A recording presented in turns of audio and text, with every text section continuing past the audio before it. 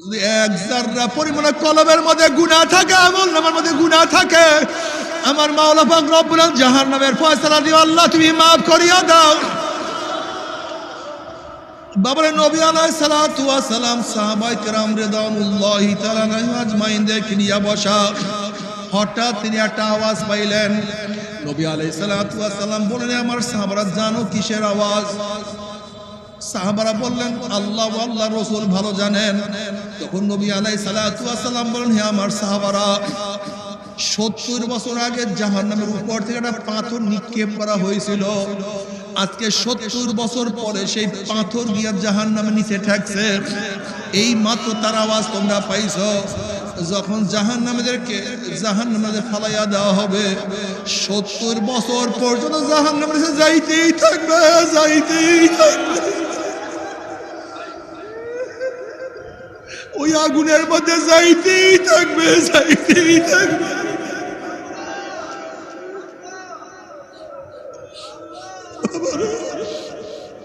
ও আমার যুবক বাবারা, জাহান্নামীদের উদ্যান হবে, মাঠ হবে, কাঁটা যুক্ত মাঠ হবে। একদল জাহান্নামীদের পা উপরের দিকে থাকবে, চেহারার উপরে হাঁটতে থাকবে। হাঁটতে হাঁটতে যখন কাঁটা যুক্ত জমিনের মধ্যে চলিয়া যাবে, কাঁটার আঘাতে আঘাতে চোখের মনি খুলিয়া খুলিয়া পড়িয়া যাইবে। সেখানে ঘাও সৃষ্টি হবে। এই ঘাট থেকে অনর্গল কুইজ বাহির হওয়া শুরু হবে। আবার ঘাড় মধ্যে পোকা, ওই পোকায় কটকট কটকট করে কামড়াতে থাকবে, সহ্য করতে পারবে না, আর রোগও সারতে পারবে না। আল্লাহ আল্লাহ তুমি আমাদের সবাইকে মাফ করিয়া দাও। যখন নাফরমানরা পানি পানি করে চিল্লাইতে থাকবে, জাকুম গাছ তাদেরকে খাওয়াইয়া দাও। গলার মধ্যে আটকে যাবে, না নিচের দিকে যাবে, না উপরের দিকে নামবে না বাবা, সহ্য করতে পারবে না, গাদার মতো চিল্লাতে থাকবে, কিন্তু কোনো কাজ হবে না। এ আমার যুবক বাবারা, মুরব্বী বাবারা, পর্দালে মা বোনরা, সময় চলিয়া যাইতে আছে। মনকে বুঝরে মন, কত মানুষ নামাজ পড়ে, তাদের কি ক্ষতি হইল? আমি নামাজ পড়ি না, আমার কি লাভ হইল? কত যুবক দাঁড়িয়ে রাখছে, আমি কেন পারবো না? 9, 10-এর কত ছেলেরা দাঁড়িয়ে রাখছে, আমি এত বড় হইয়া বাবা হইয়া কেন পারবো না? ও আমার মা, তোমার মেয়েও তো বোরখা পড়ছে, তুমি মা হইয়া কেন পারবা না? ও দাদি হো নানি, তোমার নাতিও তো বোরখা পড়ছে, তুমি দাদি নানি হইয়া কেন পারবা না? ও বুড়া, তোমার সে কত যুবক বয়স দাঁড়িয়ে রাখছে, তুমি বুড়া হইয়া কেন পারবা না? তোমার সে কত গরিব মাওলার পাগল, তুমি গরিব হইয়া কেন মাওলার পাগল হইতে পারবা না? ও অসুস্থ, তোমার সে কত অসুস্থ আমার মাওলার পাগল, তুমি কেন পারবা না? মাওলার কাছে কোনো কৈফিয়ত চলবে না। আল্লাহ তবে মুমিন মুসলমান বলতে সবাই মনে চায় গুনার থেকে ফিরিয়া নেক আমল করিয়া মাওলার জান্নাত সবাই যাইতে মনে চায়। গুনাহ নিয়া মাওলার জাহান্নামে কাউরি কিন্তু যাইতে মনে চায় না। কিন্তু কেনই বা নেক আমল করতে পারি না, কেনই বা গুনার কাম ছাড়তে পারি না? এর মূল কারণ আপনার এবং আমার পিছনে নফস এবং শয়তান লাগিয়া রইছে। এই নফস এবং শয়তানকে ফেরার জন্য যে কোনো একজন হক্কানি আল্লাহর ওলির হাতে হাত দিতে হবে রে বাবা। খবরদার, বর্তমান জমানায় পীর মুরিদে ভেজাল, ব্যবসা, দলাদলি, হিংসা, হাসাদে পরিণত হয়ে গেছে। সমস্ত আল্লাহর ওলির একমত, যেই পীরের 5 জন মুরিদের মধ্যে কম পক্ষে 3 জনকে দেখবেন আলহামদুলিল্লাহ সুন্নাত মুআফিক আমল আখলাক মজবুত হয়ে যাইতে আছে, গুনার কাম ছাড়তে আছে, নেকের আমল ধরতে আছে, কলব নরম হইয়া চোখে পানি আসতে আছে। বিরিক্ষতর নাম কি, ফলে পরিচয়? আমি চরমুনায় বুঝি না, চরমুনার দাওয়াত প্রশংসা প্রচার করার জন্য আসি রে বাবা। চরমুনায় যাওয়ার তোমার কোনো দরকার নাই, কোনো দরকার নাই, কোনো দরকার নাই। তুমি যার কাছে গিয়া পারো গুনার কাম ছাড়ো, নেকের আমল ধরো, কলব নরম করিয়া চোখে পানি নিয়া মাওলার কবরে যাইও। যেরকম দুনিয়ার ঘরে আগুন লাগলে পানি ছাড়া নিবানো যায় না, ঠিক তো দ্রুপ তোমার এবং আমার গুনার দ্বারা যেই জাহান্নামের আগুন জ্বলিয়া রইছে, চোখের পানি ও ছাড়া কিন্তু জাহান্নামের আগুন নিবানো সম্ভব না। কাজী বাবা আমার জন্য দোয়া চাই, আমিও দোয়া করি, সবাই সবার জন্য প্রাণ খুলিয়া দোয়া করো, যেন কিয়ামতের ময়দানে গলাগলি বাঁধিয়া মাওলা একসাথে জান্নাতে যাওয়ার তৌফিক দিয়া দেয়। লা ইয়ানফাউ মালু ওয়ালা বানুনা ইল্লা মান আতাল্লাহ বিকলবিন সালিম। সুস্থ কলব, রোগ মুক্ত কলব, ভেজাল মুক্ত কলব। লা ইয়ানফাউ মালু ওয়ালা বানুনা ইল্লা মান আতাল্লাহ বিকলবিন সালিম। কিয়ামতের ময়দানে শক্তি কোন বানুন দ্বারা শক্তি উদ্দেশ্য তোমার মেম্বারি, তোমার চেয়ারম্যান গিরি, তোমার এমপি গিরি, তোমার মন্ত্রী গিরি, তোমার শক্তি, তোমার বল কিয়ামতের ময়দানে কোনো কাজে লাগবে না। তোমার গাড়ি, তোমার বাড়ি, তোমার অর্থ, তোমার জায়গা, তোমার জমি, তোমার সম্পত্তি কিয়ামতের ময়দানে কোনো কাজে লাগবে না।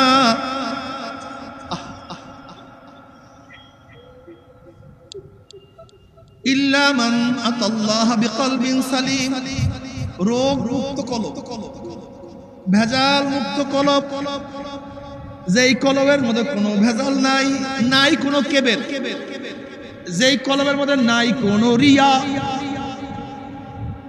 নাই কোনো হকবেজান, নাই কোনো হকবেমাল, যেখানে ওজবের কোনো আশ্রয় কলবের মধ্যে নাই, কলব একেবারে পরিষ্কার, একেবারে হাসাদ নাই। আল হাসাদু ইয়াকুল হাসানাত কামা তাকুলুন নারুল হাতাব। আরে হাসা, আল্লাহ আমাকে মাফ করে দাও, আমাদের সবাইকে ক্ষমা করে দাও। বিশাল লাকড়ির স্তূপের মধ্যে আগুন লাগাইয়া দেওয়া হয়, দেখবে এক সময় আগুনই আছে আর কিছু নাই। বিশাল আমলের মধ্যে যদি একটু হাসাদের আগুন লাগাইয়া দাও, দেখবা সব পুরাইয়া সরকার করিয়া ফেলাইছে, সেখানে ন্যাক বলতে কিছু নাই। এ আমার মুসলমান বাবারা, হে চরমনাই মুজাহিদ বাবারা, এ ওলামায়ে কেরাম ছাত্র বাবারা, এত কষ্ট করে আমল করে, এত কষ্ট করে নামাজ পড়ো, এত কষ্ট করে রোজা রাখো, এত কষ্ট করিয়া তুমি এত সাধনা করিয়া ন্যাক কামাই করছো, হাসাদের আগুন লাগাইয়া সব ধ্বংস করিও না, সব ফিনিশ করিও না।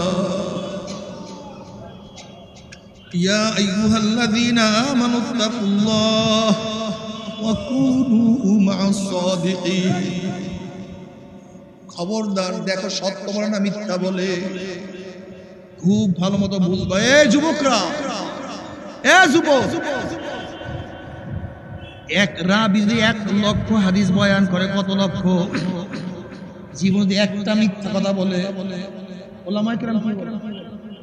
যদি জীবনে একটা মিথ্যা কথা বলে সব শেষ। এক রাবি 1 লক্ষ হাদিস বয়ান করছে, জীবনে একটা মিথ্যা কথা বলে সমস্ত হাদিস মওযু হয়ে যায়। কোন বক্তা যদি কসম করিয়া মিথ্যা কথা বলে, এমনি মিথ্যা কথা বলে, ওর সাথীত্ব করা, ওর সাথীত্ব গ্রহণ করা যাবে না, তার বয়ান শোনা ঠিক হবে না, তার কাছেও যাওয়া যাবে না। খবরদার। আর তোমরা যুবকরা আছো, এখন আর গান বাজনা নাই তো, এখন যত বয়ানি আছে, যত সুর মারতে পারতে না, স্টান মারছে তো সব হইয়া গেল। এখন বক্তা কি, অমুক বক্তা তো হাসাইতে পারে,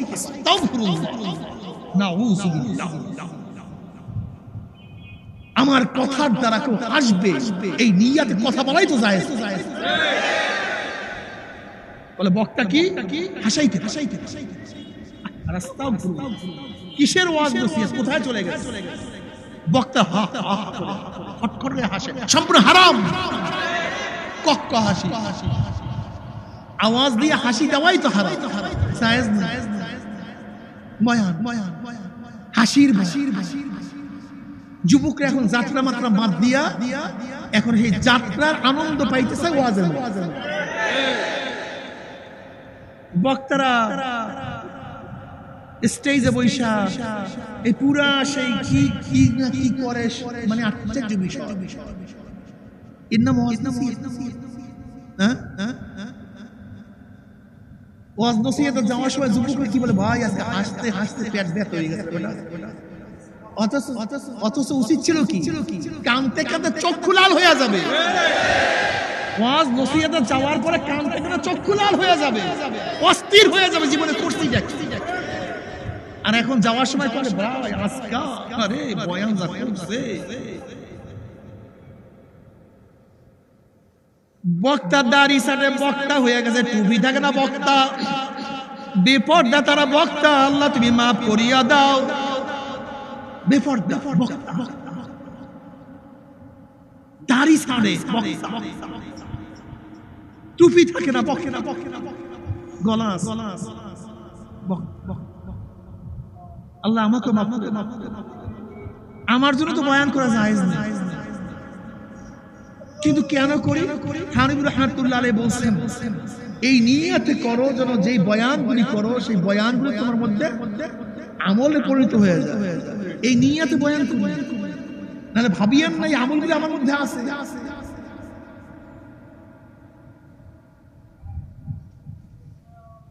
এ যুবক বাবারা, মুরব্বিরা খেয়াল দিও, খবরদার। কে কথা বলছে, কেন বলছে, উদ্দেশ্যটা কি, তার কথা বলার উদ্দেশ্যটা কি, কাকে রোগ করিয়া কথাটা বলছে, কি জরুরত ছিল, কি উদ্দেশ্য বলা হয়েছে, এই বয়ান কবে কোন কথা কোন সময় কাট করছে। খুব খবরদার, বর্তমান জমানায় তমিজ করা পাঠতে করা খুবই কঠিন। পরের দিকে তাকাইও না, পরের চেহারার অবস্থার দিকে তাকাইও না। পরের চেহারার ময়লা দেখো, কিন্তু নিজের ময়লার খবর রাখো না। তোমার চক্ষু দিয়ে অন্যের ময়লা দেখো, কিন্তু সে কিন্তু তোমার চক্ষু দিয়ে তোমার ময়লাও দেখে। কিন্তু তুমি কি একদিন আয়না দেখছো তোমার চেহারার অবস্থা কি, তোমার ময়লার পরিমাণটা কি? আসলে তোমার কাছে আয়না নাই। এজন্য বুজুর্গানে দিয়ে বলেন, মান আরাফা নাফসাহু ফাকাদ আরাফা রাব্বা। যে তার নফসকে চিনতে পারছে সে আবার মাওলাকে চিনতে পারছে। আমার কলমের হালাত কি, আমার নামাজের মধ্যে হালাতটা কি, আমার জিকিরের মধ্যে অবস্থাটা কি, আমার চক্ষু কি নেকের দিকে বেশি যায় না গুনার দিকে বেশি যায়, আমার কান কি নেকের আওয়াজ বেশি শুনে না গুনার আওয়াজ বেশি শুনে, আমার জবান দিয়ে কি নেকের কাজ বেশি করছি না গুনার কাজ বেশি করছি। এই হাত দিয়া কত নেকের কাজ করছি, অন্যায়ভাবে কত মহিলার গায়ে এই হাত লাগাইছি। এই হাত দিয়া কত গাজার কলকি ধরছি, কত মদের পেলা স্পর্শ করছি। এই হাত দিয়া কত জুলুম করছি, কত খুন করছি, কত চুরি করছি, কত ডাকাতি করছি।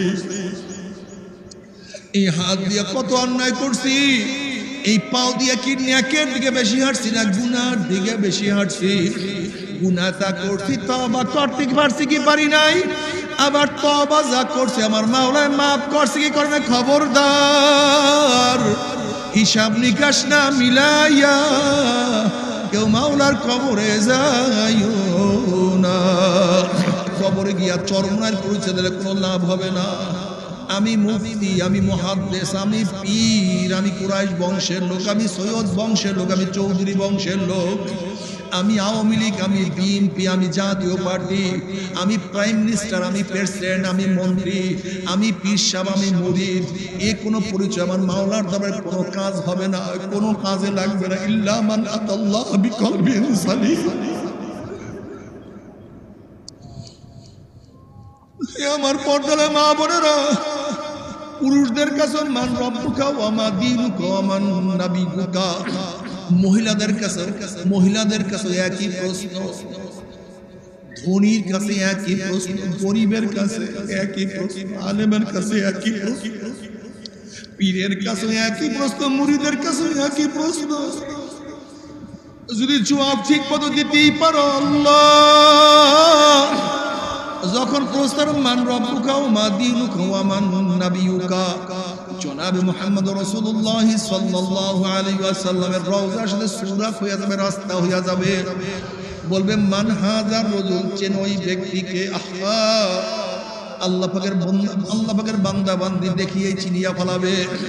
যুবকরা আমার নবীকে দেখিয়ে চিনিয়া ফেলাবে।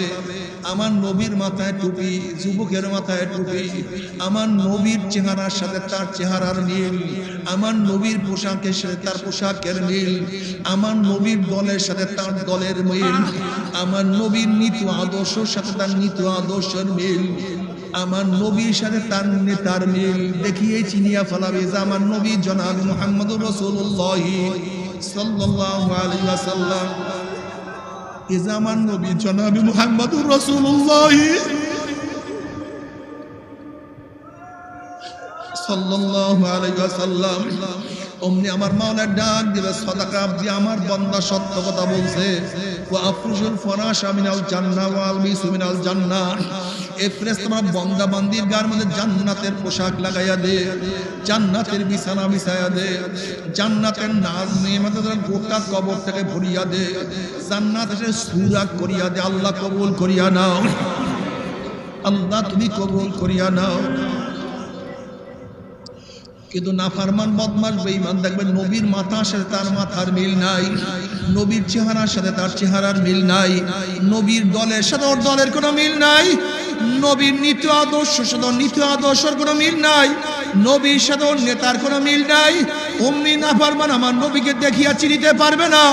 নাফরমান বলবে হা হা লাদরি, হা হা লাদরি, আমি ওনাকে চিনি না, ওনার সাথে আমার কোনো সম্পর্ক নাই। অমনি আমার মাওলার ডাক দিয়ে বলে কাজা মাহাদুল্লাহ, আমার দুশ্মন মিথ্যা কথা বলছে, এ কবরের মাটি চাপ দে। অমনি কবরের দুই পাশের মাটি এত জোরে যায়, আস্তে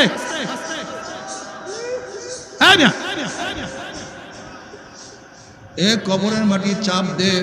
কবরের দুই পাশের মাটি এত জোরে চাপ দেবে, চাপের চলে এক পাথরে আর এক পাথরে লাগাইয়া ফেলাবে। এ আমার যুবক বাবারা, এ মুরব্বী বাবারা, খুব ভালো মতো বুঝো।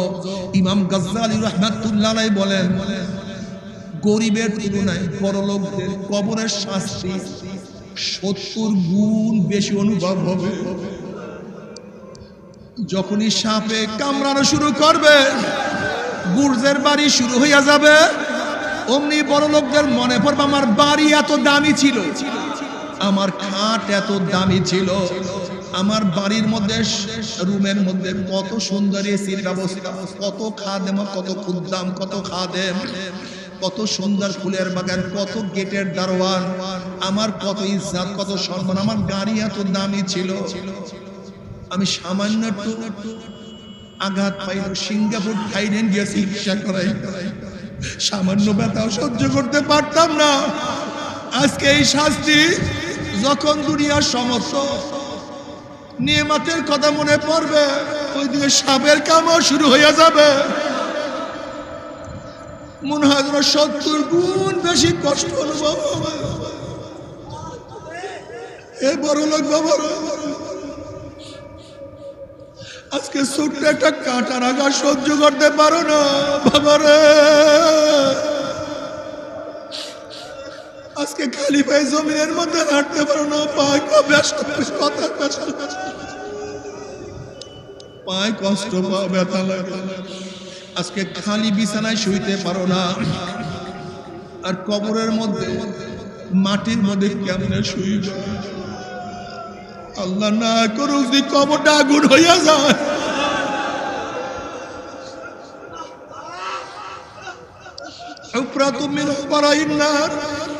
কোন নাফরমানের কবরটা পুরা কবরটা আগুনের কুয়া হইয়া যাবে। আল্লাহ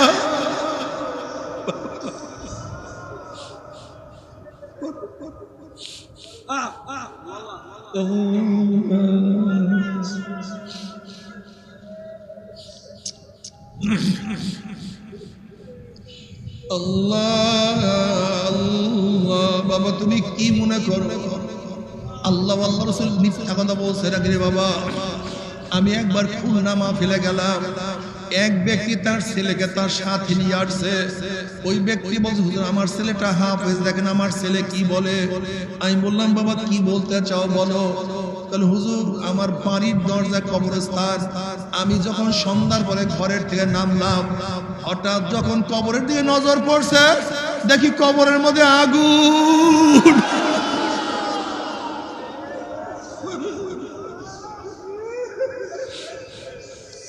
দেখি ছেলের চেহারা বিবর্ণ হয়ে গেছে।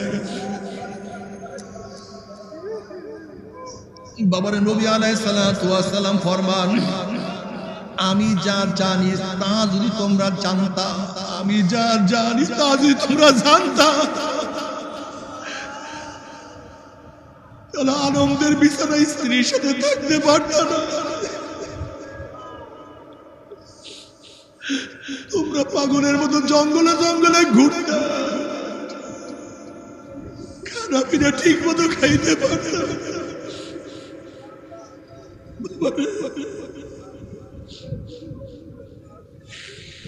বাবার ওসমান গনি রাদিয়াল্লাহু তাআলা নুজরিন নবী, আমার নবী আলাইহিস সালাতু ওয়াস সালাম পবিত্র জবানে বারবার জান্নাতে সুসংবাদ পাইছেন।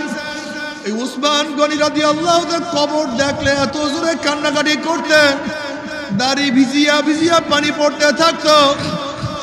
সাথীরা প্রশ্ন, হযরত কবর দেখলে আপনি এত বেশি কেন কান্নাকাটি করেন? তখন তিনি জবাব দেন, আমার সাথীরা, আখিরাতের যতগুলি ঘাঁটি আছে এর মধ্যে প্রথম ঘাঁটি হলো এই কবর। এই কবর যার সাথে ভালো ব্যবহার করবে, আশা করা যায় তার সাথে ভালোই ব্যবহার হবে। আর কবর যদি কারোর সাথে খারাপ ব্যবহার শুরু করিয়া দেয়, আর তো উপায় হবে না। আল্লাহ আল্লাহ তুই আমাদের সবাইকে মাফ করিয়া দাও। বাবার ওমর ইবনে খাত্তাব রাদিয়াল্লাহু তাআলা আনহু, যিনি আল্লাহর নবীর জমানে বারবার জান্নাতের সুসংবাদ পাইছেন, একবার দুইবার না, বারবার জান্নাতের সুসংবাদ পাইছেন। গোটা নবীদের পরে মর্যাদার দিক থেকে দ্বিতীয় স্থান অধিকার করছেন। আল্লাহ নবী বলছে, আমার পরে কেউ নবী হলো ওমর নবী হইয়া যাইত। আরে যার অনুকূলে কোরআনের বহুত আয়াত নাযিল হয়ে গেছে। এই ওমর ইবনে খাত্তাব রাদিয়াল্লাহু তাআলা কানতে কানতে গাল মোবারক দুইটা কালো দাগ পড়াইয়া ফলাইছে। সবাই বলে, হযরত আপনার গালের কালো দাগ ভালো লাগে না, ঔষধ লাগান ভালো হয়ে যাবে। ওমর রাদিয়াল্লাহু বলে, হে আমার সাথীরা, কিয়ামতের ময়দানে আল্লাহ যখন প্রশ্ন করবে, ওমর আমার কাছে কি নিয়ে আসছো? তখন দেখছে আমার নামাজের মধ্যে ভুল, আমার রোজার মধ্যে ভুল, আমার ইবাদতের মধ্যে ভুল। আল্লাহর কাছে পেশ করবে এমন কোন ইবাদত আমার কাছে নাই। তখন খেয়াল করছি মাওলার কাছে, বলবো, মাওলা রে, তোমার কাছে আমি কিছু নিয়ে আসতে পারি নাই। তোমার ভয়ে, তোমার ডরে, জান্নাতের ভয়, জাহান্নামের ভয়ে কানতে কানতে গালে দুইটা কালো দাগ পড়াইয়া ফেলাইছি। আল্লাহ তুই আমাদের সবাইকে মাফ করিয়া দাও। উমর ইবনে খাত্তাব রাদিয়াল্লাহু তাআলা যদি কানতে কানতে গালে দাগ পড়াইতে পারে, তাহলে তোমার আমার উপায় কি?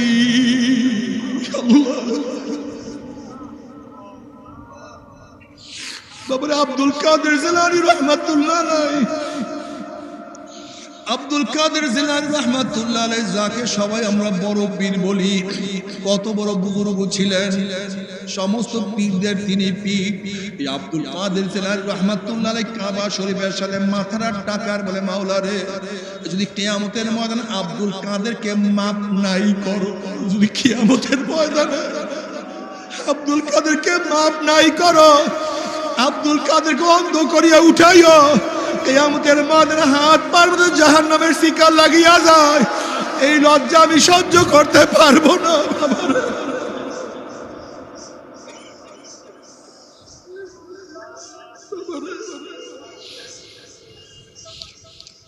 থানবী রাহমাতুল্লাহ আলাইহি বলে, যদি মাওলা আমাকে মাফ করিয়া জান্নাতের করে জুতাও বানাইয়া দেয়, আমার জন্য খুশনসিব। কমপক্ষে জাহান্নাম থেকে বাঁচিয়া গেলাম।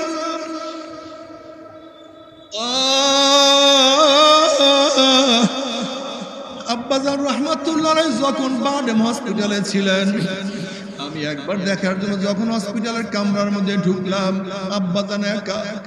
আমি ঢোকার সাথে সাথে আব্বাজান রাহমাতুল্লাহ আমার হাতখানা খপ করে ধরছে, দুই চোখের পানি ফালাইয়া দিয়ে বলে, ফয়েজ, মাওলা কি আমাকে মাফ করবে নাকি?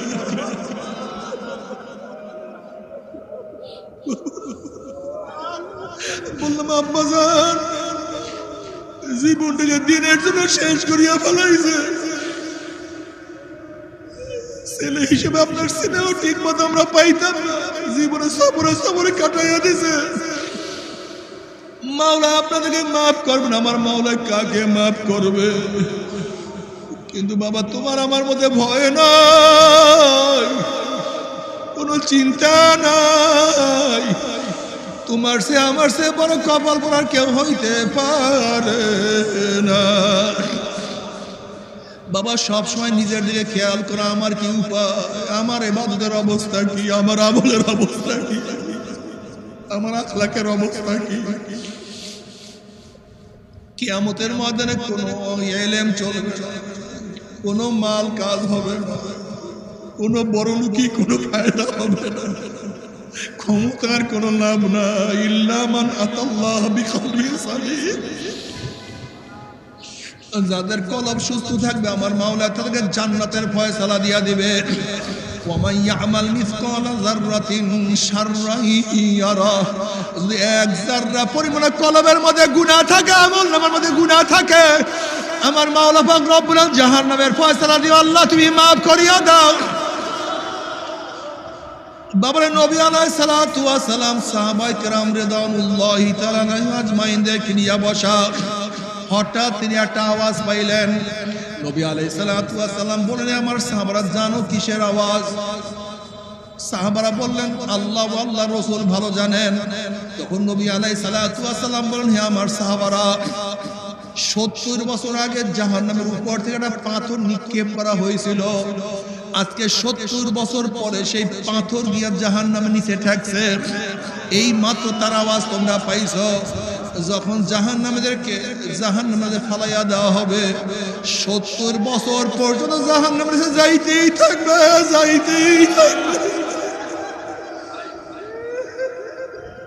ওই আগুনের মধ্যে যাইতেই থাকবে, যাইতেই থাকবে।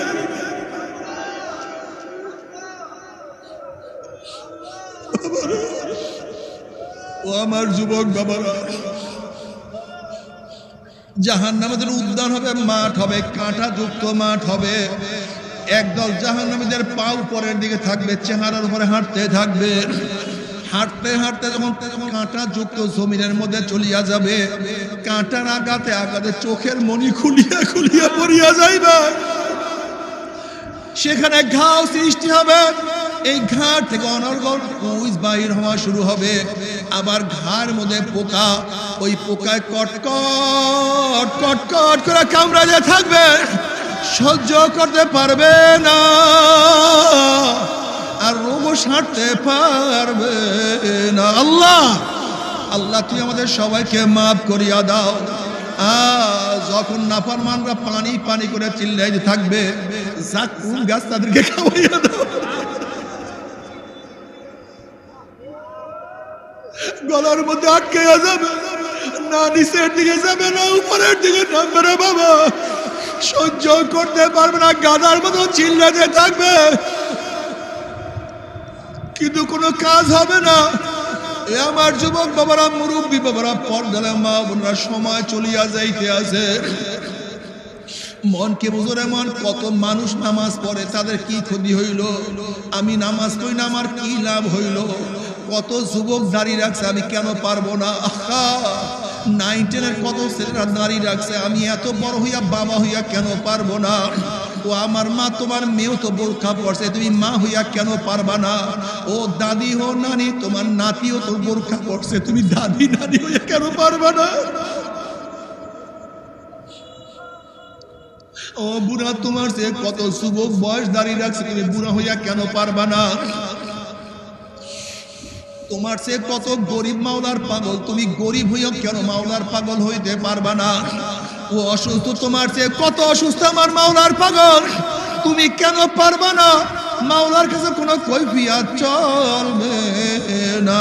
আল্লাহ, তবে মুমিন মুসলমান বলতে সবাই মনে চায় গুনার থেকে ফিরিয়া নেক আমল করিয়া মাওলার জান্নাতে সবাই যাইতে মনে চায়।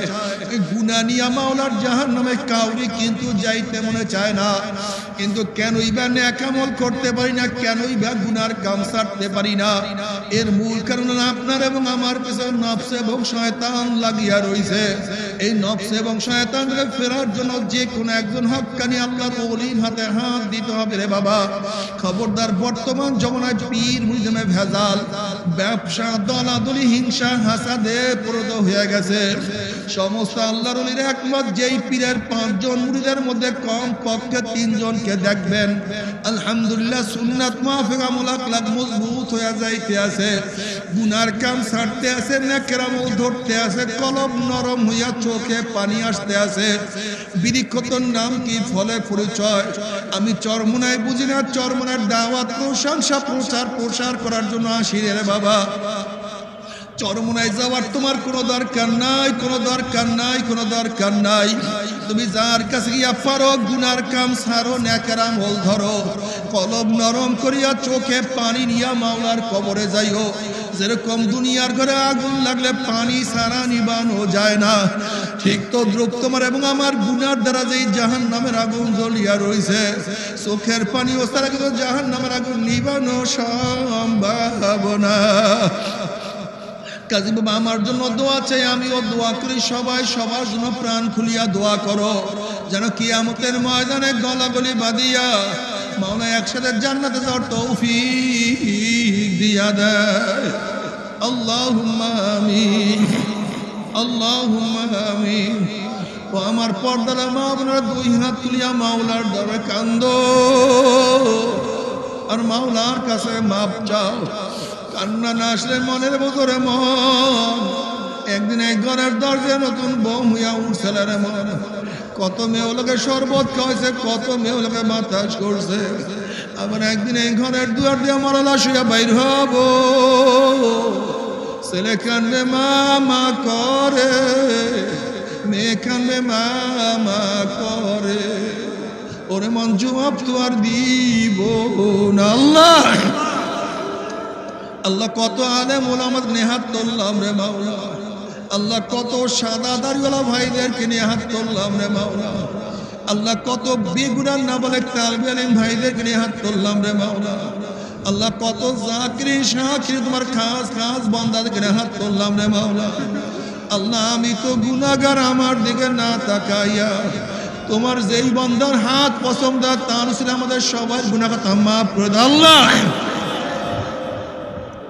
আল্লাহ তুই মাফ করবাই না, ক্ষমা করবাই না, তাহলে তোমার বন্দার এখানে কেন আসছে? কি পাওয়ার জন্য আসছে? কি চাওয়ার জন্য আসছে? আমরা দুনিয়া পাওয়ার জন্য আসি নাই, দুনিয়া চাওয়ার জন্য আসি নাই।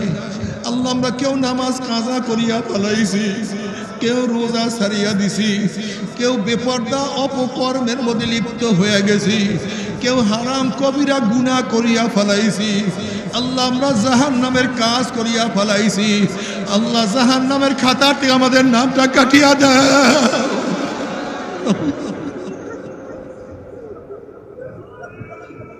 আল্লাহ জাহান্নামের খাতা থেকে নামটা কাটিয়া দাও।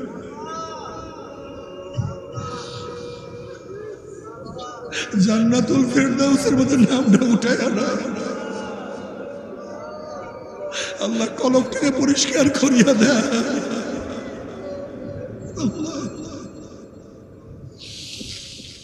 আল্লাহ কলবকে পরিষ্কার করিয়া দেয়। তোমার মহব্বত তোমাদের অন্তরকে পরিপূর্ণ করিয়া দেয়। আল্লাহ আমার যুবক বাবাদেরকে কবুল করিয়া দেয়। আল্লাহ আমার যুবক বাবাদেরকে কবুল করিয়া দেয়। আল্লাহ আমার মুরব্বী বাবাদেরকে কবুল করিয়া না।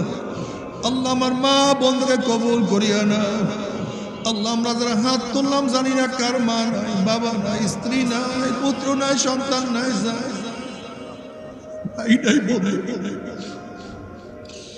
আল্লাহ যত মুমিন মুমিনাত মুজাহিদরা কবরে শুয়ে সবার কবরে আযাবকে মাফ করে দাও। ইয়া আল্লাহ খাস করে আমাদের শায়েখ ও মুর্শিদের কবরকে জান্নাতের বাগিচা বানায়া দাও। মা দাদা সহ তাম দুনিয়ার মাশায়েখদের মাকামকে জান্নাত হতে বুলন্দ করে দাও। আমাদের আহলে ওলাদ তোমার খাস গোলাম বানশে কবুল করে নাও। ربنا هب لنا من أزواجنا وذريتنا قرة أعين واجعلنا للمتقين إماما رب ارحمهما كما ربياني صغيرا وصلى الله تعالى على خير خلقه محمد وآله وأصحابه وأزواجه وأتباعه أجمعين ارحمنا معهم برحمتك يا أرحم الراحمين